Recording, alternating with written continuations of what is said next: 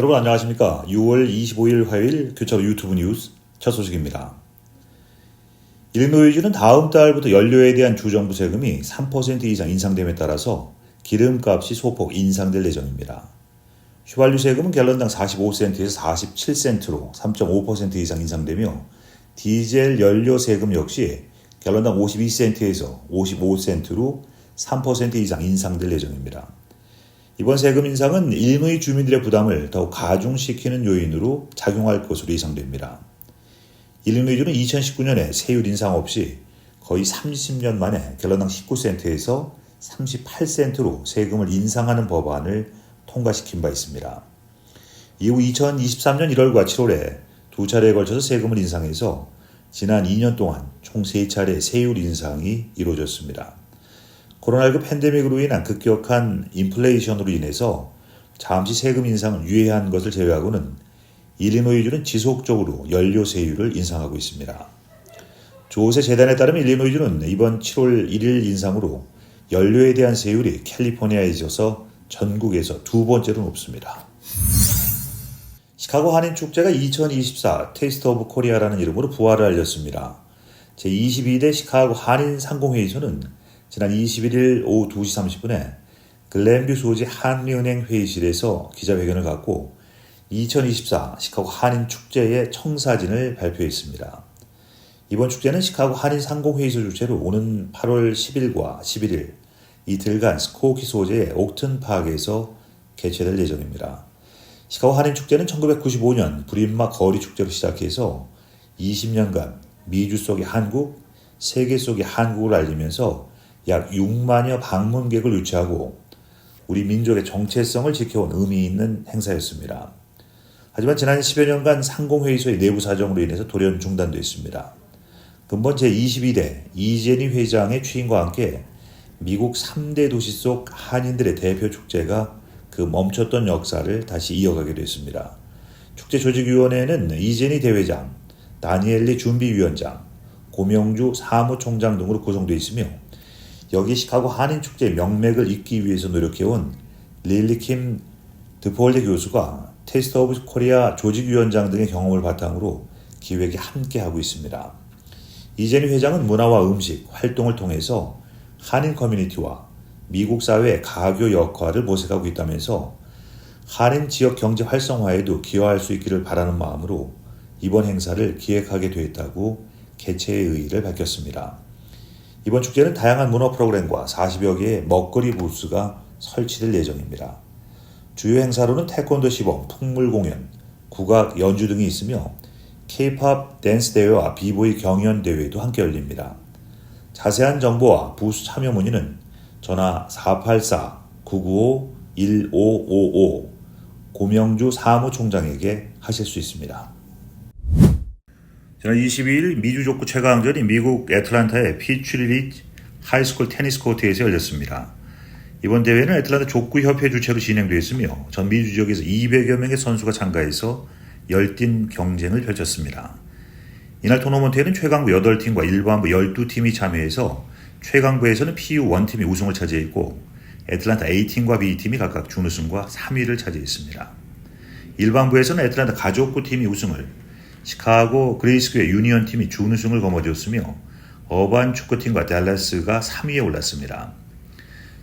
특히 시카고 그레이스 유니언 팀은 이번 대회에서 예선에서 공동 5위를 차지한 후에 본선에서 미네소타 A팀을 꺾고 8강에서 달라스 A팀을 누르는 등 불굴의 의지를 보여줬습니다.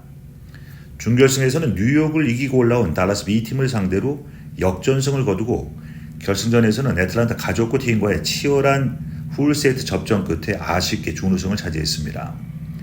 화씨 94도의 무더운 날씨 속에서 펼쳐진 대회는 선수들에게 큰 체력적인 도전이었으며 시카고 그레이스 유니언 팀의 조원규 씨는 46년 인생에서 가장 힘든 날이었다고 회고하면서 신규 동료와 함께 준우승을 일궈낸 것이 더욱 기쁘다고 소감을 밝혔습니다.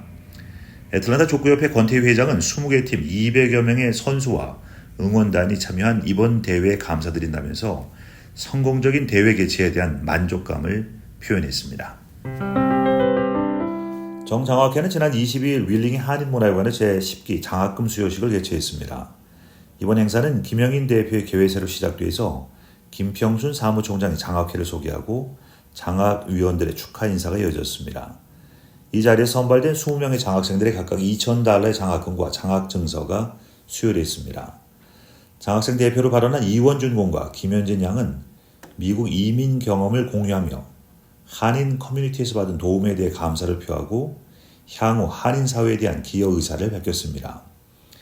정장학회는 한국은산장학재단의 후원을 받아서 매년 시카고와 미주 한인 청소년들에게 장학금을 지급하며 장학생들은 시카고와 한국의 장학위원들이 공동으로 선발하고 있습니다. 장학금 관련 자세한 내용은 정장학회 웹사이트에서 확인하실 수 있습니다. 시카고 한국무용단의 고등부 단원들이 지난 6월 22일 토요일 오후 4시 시카고 댄스 주최의 연례 무용축제에 참가해서 시카고 네이비피어에서 환상적인 공연을 선보였습니다. 이 행사는 올해 세 번째 초대를 받은 것으로 단원들은 전통 한국 무용인 진도북과 부채춤 그리고 창작무, 처용을 통해서 관객들의 큰 박수를 받았습니다. 공연 후에는 단원들과 사진을 찍기 위해 관객들이 줄을 서는 진 풍경이 펼쳐지기도 했습니다. 이날의 공연은 시카고 한국무용단이 다양한 전통과 현대 한국 무용을 선보이면서 한국 문화의 아름다움을 현지에 전달하는 중요한 기회였습니다. 이 행사는 매년 시카고 네이비피어에서 열리는 무용축제로 다양한 문화와 예술이 어우러지는 축제의 하이라이트 중 하나로 자리 잡고 있습니다. 시카고 한인 여성회는 지난 6월 13일 오후 6시 윌링에 위치한 체비체이스에서 제44회 연례총회 및 이사장 이취임식을 성공적으로 개최했습니다. 이날 행사에는 약 100여 명의 회원들이 참석한 가운데 한인 여성의 합창단의 축가로 막을 열었습니다. 고혜선 회장의 환영사를 시작으로 최은주 한인회장, 김정한 총영사가 축사를 전했습니다. 이후 감사보고, 회계보고가 이루어졌으며 차기 회장으로 이사회에서 추인된 박순열 씨가 발표됐습니다. 심형란 이사장, 권호와 합창단 단장, 장순진 이사 등에게 감사패와 공로패가 수여되며 그동안의 노고를 치하했습니다. 이 임사는 정정희 총무가 대독한 심형란 이사장이 맡았고 박순자 신임 이사장의 취임사가 이어졌습니다. 이날 2부 행사에서는 심혜옥 장학금 수여식, 차세대 교육지원금 전달식이 진행됐고 이수영 바리톤의 공연, 여성의 모든 북 및 라인댄스 공연, 싱어롱, 다채로운 프로그램이 마련돼서 참석자들에게 즐거운 시간을 제공했습니다. 이번 연례총회는 시카고 한인 여성의 새로운 시작을 알리는 자리로 참석한 모든 이들에게 뜻깊은 시간이 되었습니다. 잠시 전하는 말씀 후에 교차로 유튜브 뉴스 보내드리겠습니다. 트랜스젠더 청소년에 대한 오해를 바꾸고자 노력하는 단체를 포함해서 수십 명의 참가자가 2024 시카고 프라이드 퍼레이드에 참가하기 위해 신청했습니다. 젠더 쿨 프로젝트라고 불리는 이 단체는 트랜스젠더와 논 바이너리 청소년들이 다른 아이들과 똑같이 인정받을 수 있도록 돕기 위해서 설립됐습니다. 젠더쿨 챔피언 체지와 스카이는 6월 23일 일요일 아침 ABC7 시카고에 출연해서 젠더쿨이 어떻게 장벽을 허물고 회원들이 더 많은 것을 성취하도록 돕는지에 대해서 논의했습니다. 체지는 우리는 트랜스젠더 청소년들이 자신이 누구인지 편안하게 느낄 수 있도록 돕고 싶다면서 또한 유리는 그들이 커뮤니티를 찾고 다른 사람과 연결될 수 있도록 돕고 싶다고 말했습니다. 젠더쿨은 또한 트랜스젠더 청소년과 그 가족들을 위한 교육 자료와 리소스를 제공합니다. 제53회 시카고 프라이드 퍼레이드는 6월 30일 일요일 오전 11시부터 오후 1시까지 열리며 노스절 스테디에서 시작해서 링컨 파크로 향합니다. 다음 달에 열릴 예정인 2024 나스카 시카고 스트리트 레이스를 앞두고 이번 주 후반부터 시카고 중심부에서 상당한 도로 폐쇄와 주차 제한이 시행됩니다.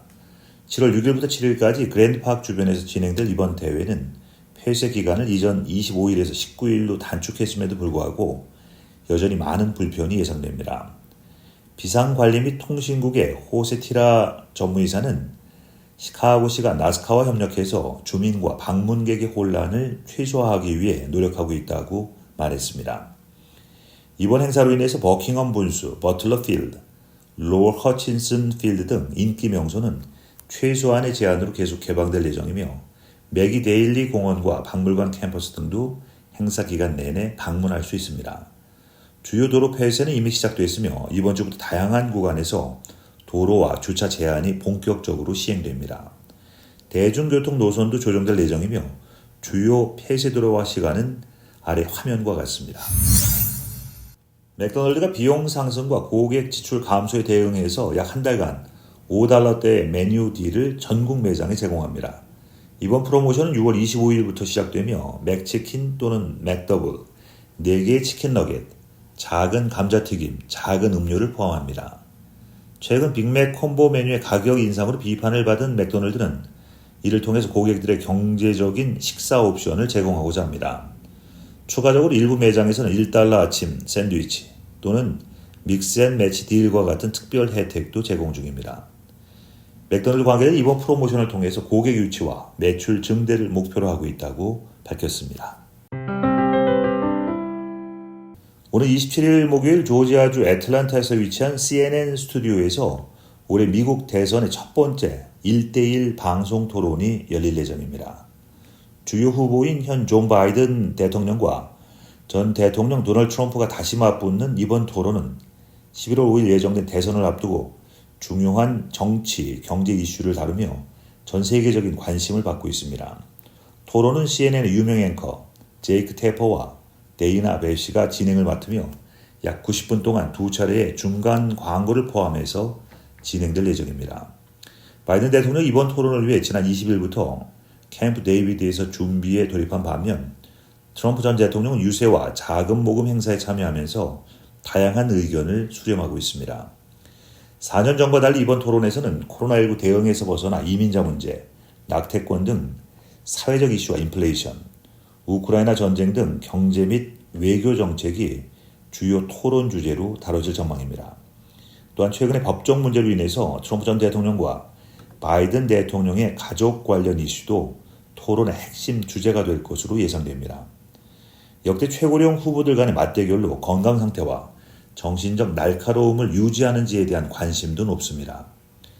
최근 여론조사에 따른 응답자의 53%가 두 후보 모두 대통령직을 수행하기에는 연령이 너무 많다고 보고 있습니다.